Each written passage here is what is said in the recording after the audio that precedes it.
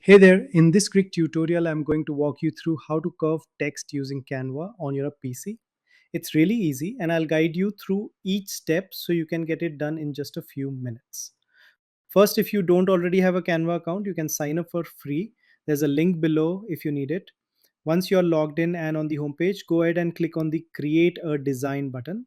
You'll see a bunch of format options. Choose Instagram post for this example, but feel free to pick whatever suits your project best. Now that we are inside the design editor, let's add some text. Click on the box and type whatever message you want. I'm going to use curved text. You can increase the font size to make it more visible.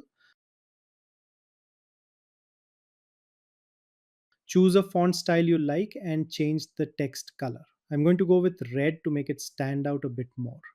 To curve the text, just click on the text box to select it, then go to the top menu and click on Effects.